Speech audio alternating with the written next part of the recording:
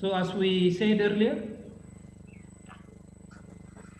for detecting the stop word, basically there are two techniques. Either we have to go for building a stop word list, a list that in detail tells us the articles, pronouns, adverbs, adjectives, conjunctions in a given language. And by comparing with those stop words,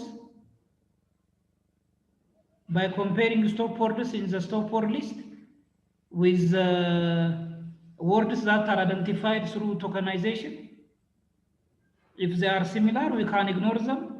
If they are not similar with the stop word words in the stop word list, we can keep them as a content bearing terms.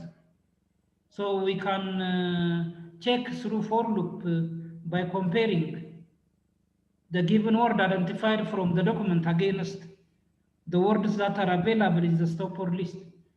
That one is helping us to identify exactly, precisely the stop word. But the problem is building the stop word list is one challenge because we have to consult language experts. The other thing is mostly our words are superficially different. There are many word variants. There are many polysymous, synonymous words.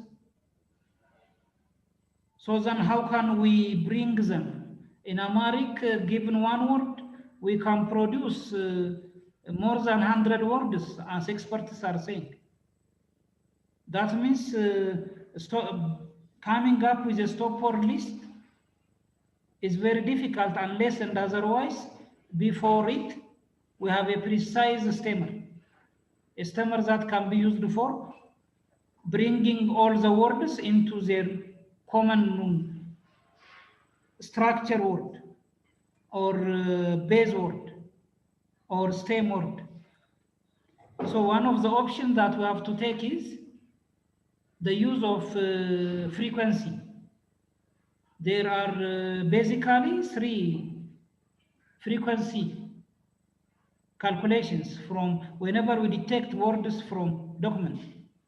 Term frequency, document frequency, collection frequency. Term frequency tries to tell us the frequency of occurrence of a given word in a given document. That's why it's called term frequency.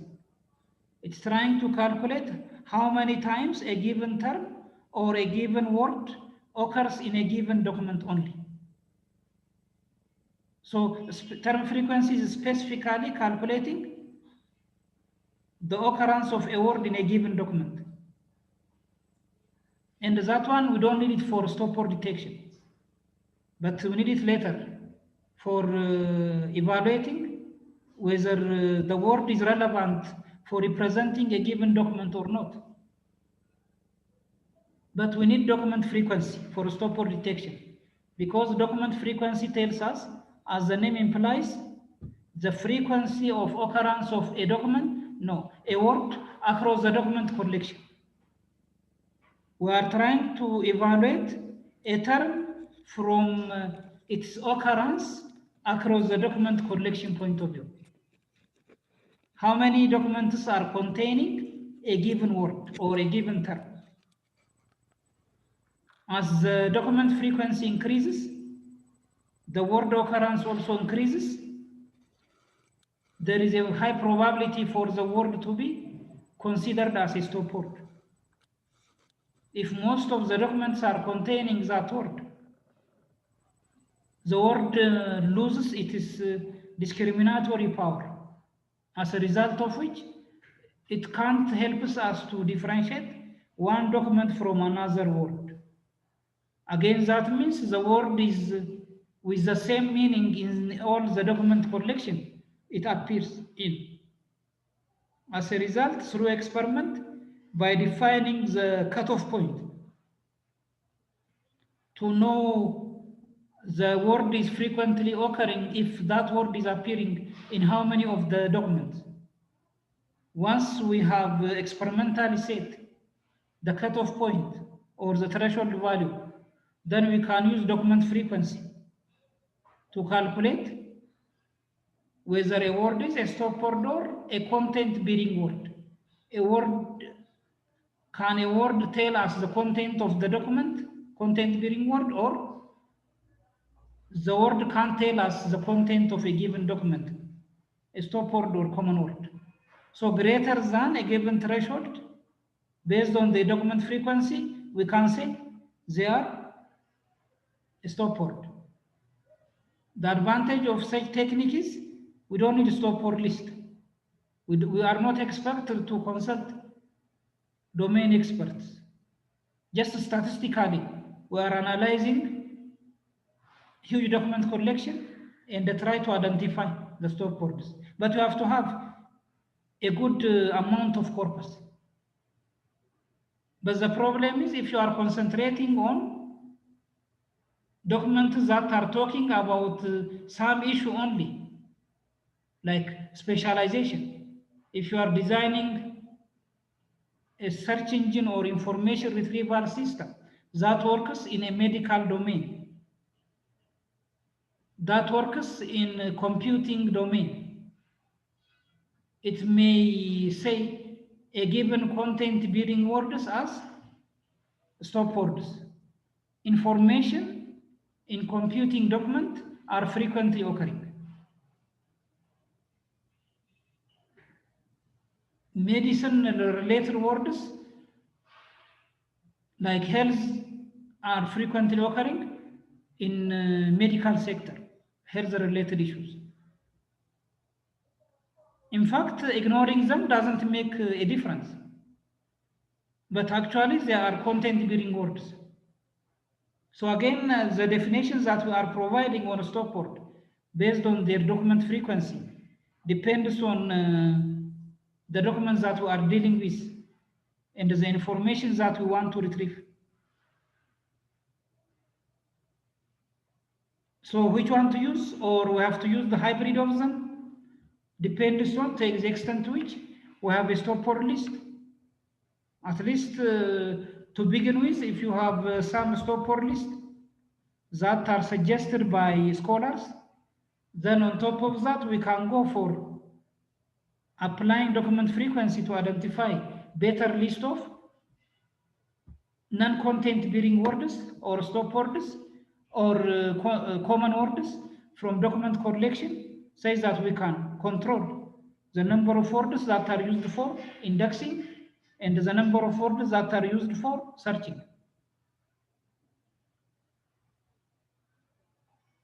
As we said earlier, there are time when by removing stop word we are affecting the information retrieval system's effectiveness. There are words that are requiring to use stop words, like relational queries, phrase queries. I want to search for King of Denmark. If you remove off, you are searching for king, you are searching for Denmark.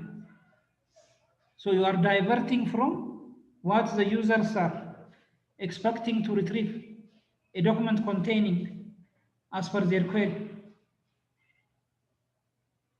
If you search for songs, like the song maybe with a title, let it be,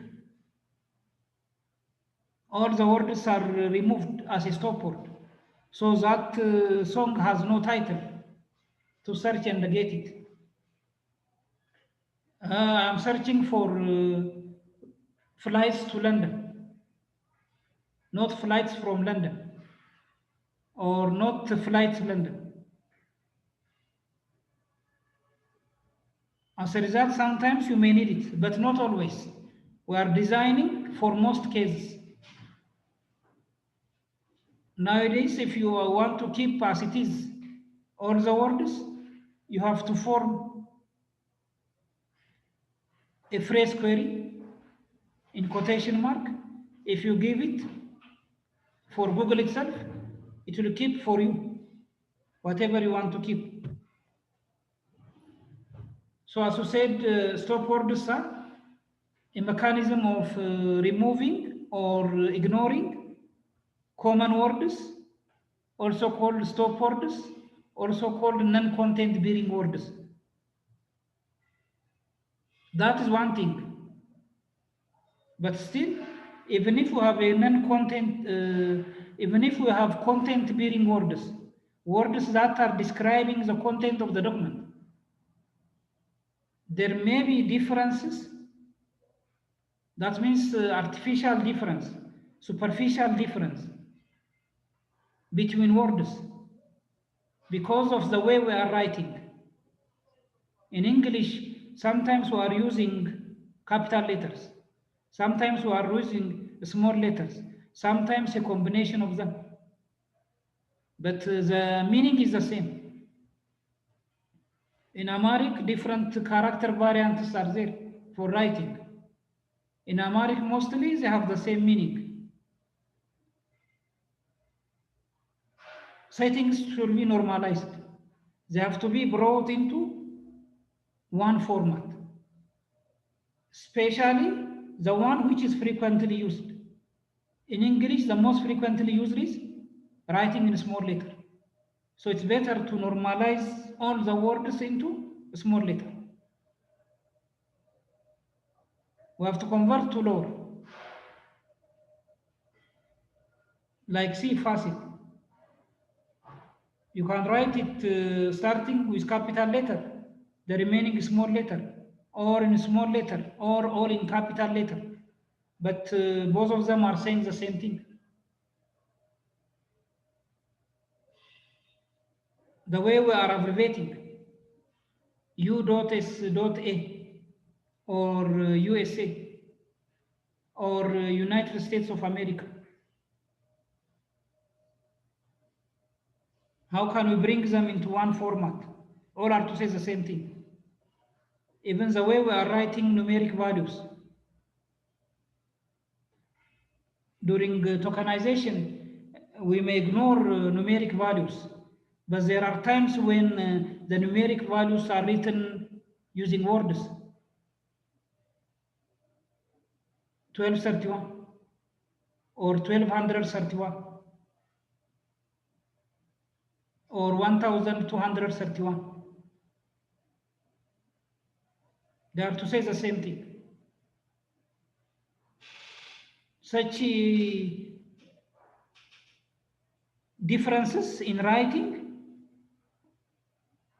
is not expected to affect the performance of the information retrieval system.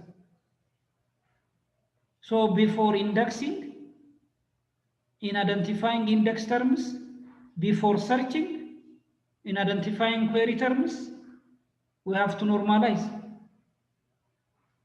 whenever there are superficial differences. At least in English, we have to normalize the capitalization, and we have to bring those capitalizations into one. If possible, we have to go for solving the problem of also expanding abbreviations.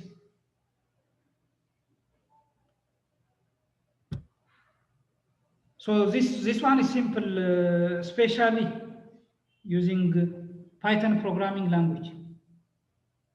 We can, with one command, convert upper cases into lower cases.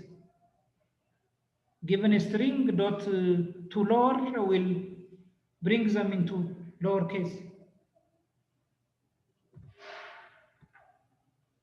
But still, there are issues. In fact, normalization has an advantage in increasing the recall ability of the system. Stop words are enhancing the precision of the system because they are making the system to concentrate on only those words which are describing the content.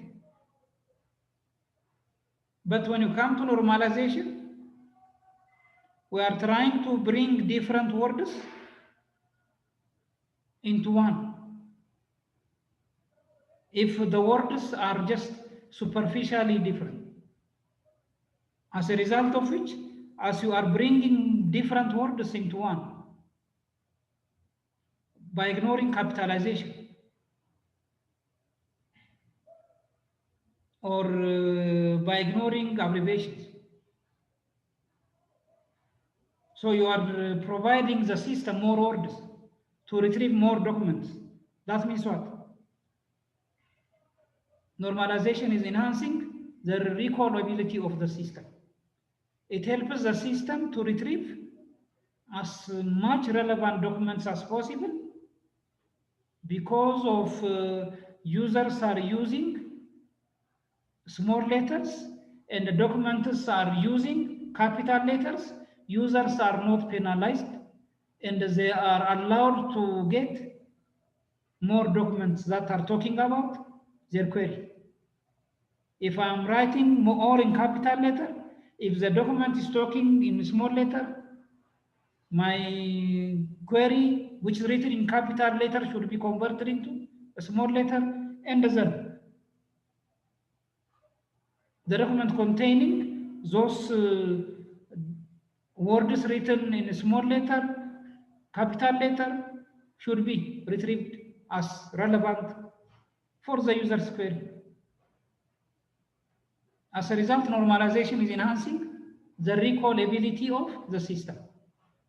It helps the system to retrieve as much relevant document that are related to the query words by avoiding any superficial difference between the words. But obviously there are also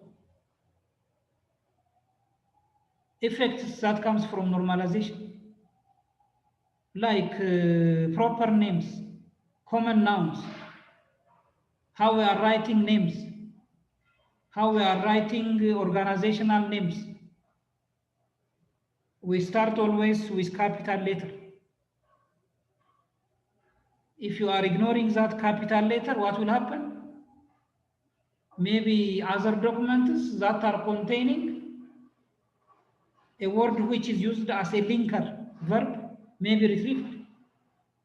So mostly nowadays, when you are normalizing, we have to normalize a word which is in capital letter at the beginning of the sentence.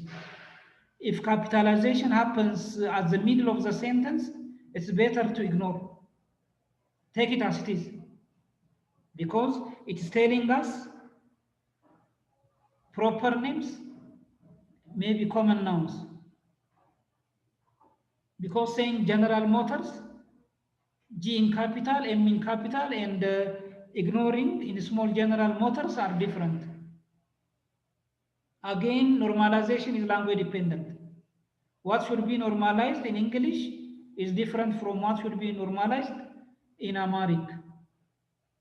Even those who are using Latin script, they have to come up with their own normalization mechanism, because the ways a word is constructed differs from language to language.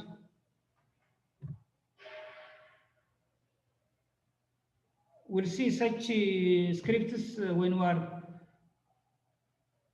discussing the Python programming language. The other issue is even if still we try to remove stop words, we try to normalize words, still there are word variants.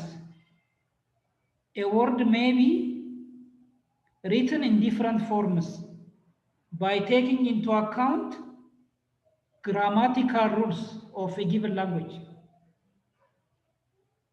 Sometimes we are adding at the end of the word ing to say it's continuous, ed to say it is past tense, ses to take into account a single noun, or as the beginning, re, this, or as the middle also, or both as the beginning and as the end. When you are adding something as the beginning, it's a prefix. When you are adding something as the end, it is a suffix. When you are adding both at the beginning and at the end, it is circumfix. When you are adding some characters at the middle, it is infix. There are inflectional and derivational morphology. So we need to apply either morphological analysis or else just a simple stemmer. Morphological analysis will help us to segment as per the morphology we follow to identify subwords, morphemes, and then to see which one is the root word, which one is the base word, and which one is an extra character, multiple characters that are tied to a word. In fact, ing has its own meaning, dis has its own meaning, but the meaning is to tell us something along with the given root or base word. Inflectional morphology means whenever a given word is inflected by adding suffix, prefix, circumfix. That means whenever you add some extra characters at the beginning, develop can be converted into redevelop. Advantage can be converted into disadvantage. You are adding at the beginning some extra characters, depending on the grammar that the meaning of the word that we want to change. Or at the end, develop, developing. Develop, developer. Develop, develops. Even sometimes at the end, you are adding multiple suffixes. Not only ing, you can add also s or es. Like cut, cutting, cuttings. So multiple suffixes may happen, multiple prefixes may happen, multiple circumfixes may happen. There are also times where we can derive from one word another word, derivational morphology. Like the base word is compute.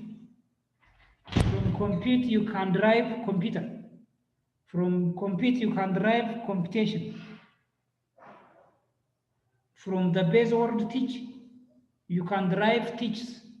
You can derive teacher, which have different meaning. Teach is a verb, teacher is a noun.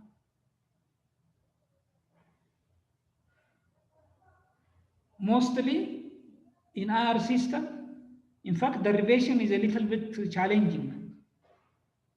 But we can design a simple stemmer that can handle the common inflections. Just by understanding the language and what are the base words and what are the added words to take into account, singular, plural, time, place,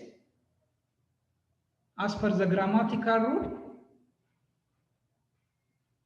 then we can design a stemmer for our information retrieval system. Or we can use those different studies done by different scholars and design the stemmer. There are many stemmers for Amharic, for Afaan Oromo, for Tigrinya, for Walaitinya. We can use those stemmers and we can add something into them as per our own contribution and use it for the information retrieval system. Basically, when you are applying the stemming tool, you are trying to bring all the word variants into the base word. All the word variants of cut, cuts, cutting, recutting, when we are bringing them into cut, all the documents that are containing the different word variants of cut are brought together, as a result of which, whenever users are searching, they are getting more documents that are containing their one of the word variant.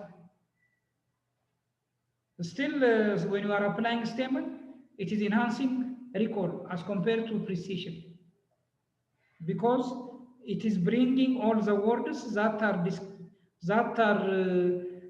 inflected from the base word into one.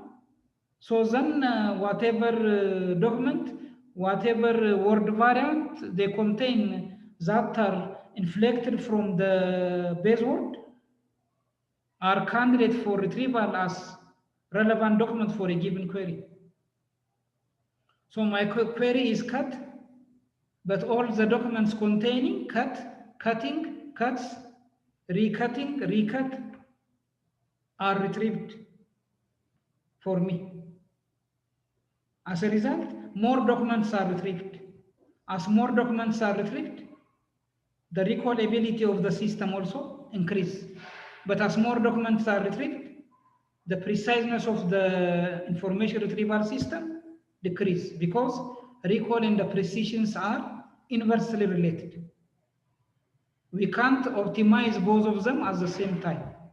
As recall is increasing, precision will be decreasing, will be decreased. As precision is increasing, that is done at the expense of recall. So stopwords are trying to optimize for us precision of the system, but normalization and the stemmers are trying to optimize the recallability of the system. Maybe after stemming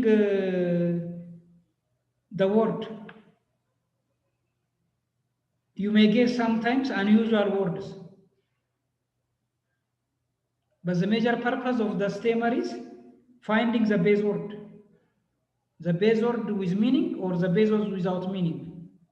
If you want to give it a meaning, you have to go one step forward to compare whatever base words that are identified with maybe a given dictionary of the language, and then you can optimize.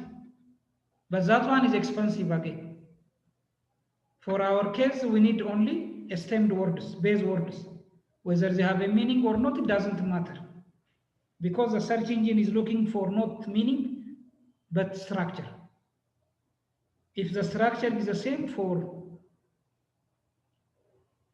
the IR system, during searching, during indexing, so the word in any way can be retrieved.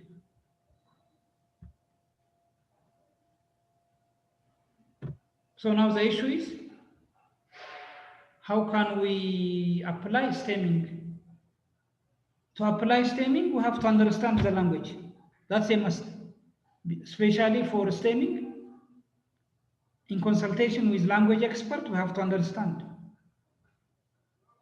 the language behavior in constructing a word, how prefixes are added, how suffixes are added, in what situation ing is added, in one situation es added. Sometimes you are adding s, sometimes you are adding es, sometimes you are adding ed, sometimes you are adding d for past tense. In which situation you are adding ed, in which situation you are adding es, in which situation you are adding s. Like to form plural. In Amharic, given saw, we are saying sawoj. Given kabt, we are saying kabtoj. How we are forming from a given noun when we are converting it into plural. So the way, the pattern that we are using in constructing inflectional words should be, first of all, clearly understood. Then accordingly, we have to design the algorithm that we are using for conflating words into their base word. Whatever we applied On index terms, we have to apply also for query terms. In fact, whatever tasks that we applied as a text operation on index term identification, we have to apply also in query term identification. So then there are basically two ways of implementing the stemmer. In fact, the first way is not nowadays followed, a dictionary based.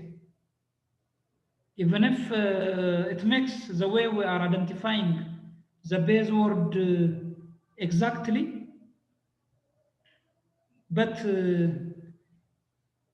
constructing the dictionary is very challenging. In fact, even if we construct the dictionary, it may become big and it takes more memory space.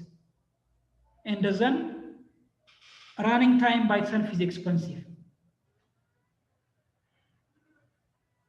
In the worst case, it may take linear time.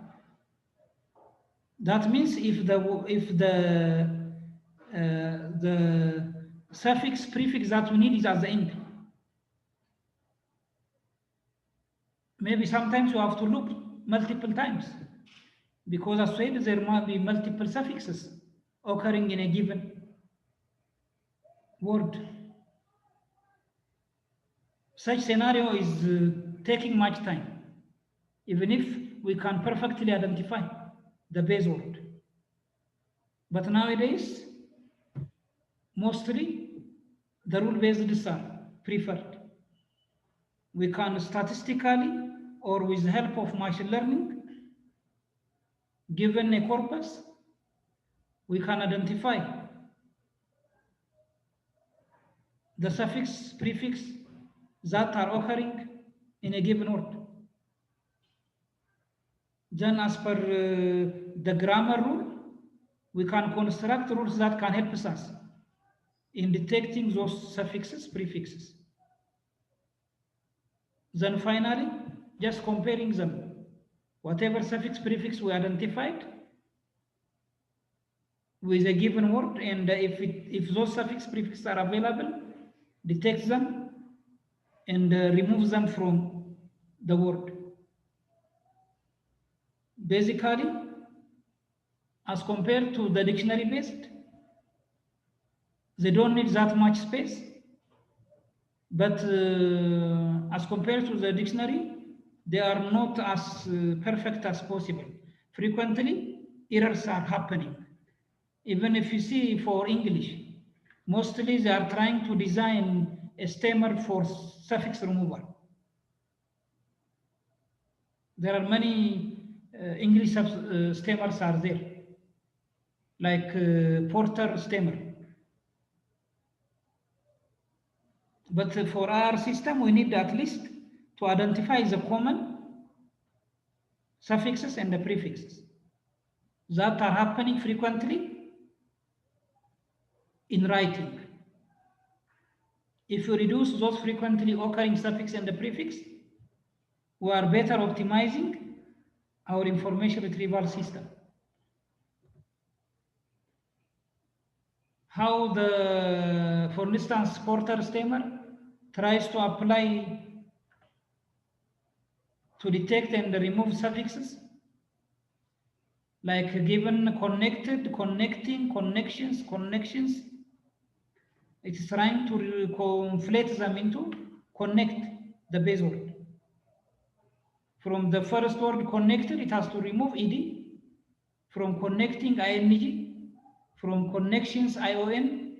From connections, first s, then ion. Even if multiple suffixes are there, we have to also know frequently how those multiple suffixes are used in constructing a given word. Is s comes first or ion comes first? Is ing comes first or s comes first? The order of adding suffixes should also be critical when we are analyzing and detecting suffixes, prefixes from a given word. in a given language. If you see English, mostly S and the ES are appearing as the end after adding ION, ING, ED. So before checking for ING, we have to check for S. Before checking for ION, we have to check for S, for ES, depending on how S and the ESs are added in a language. One of the principles followed in Porter stammer, they try to identify when is frequently ES is added. If a word is ending with SS, frequently ES is added.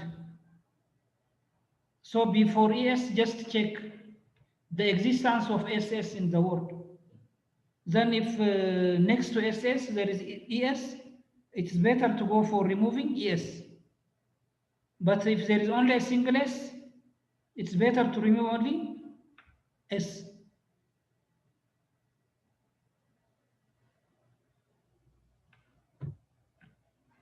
So Porter stammers are designed to work stepwise.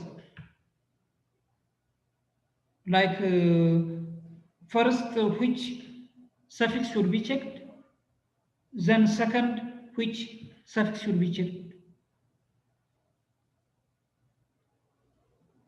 Even sometimes, maybe the suffix you are searching for is more than the remaining base word. EMENT is a suffix. EMENT appears in replacement, also appears in cement. It doesn't matter if you remove it from replace, but it matters a lot if you remove it for cement, because one character only remains. In Porter, they used to remove only the suffix if there are greater than one character left. In general terms, if the base character, if the base word has less than the characters in the suffix, it's better to keep it. Just remove only if the base characters are greater than the suffix.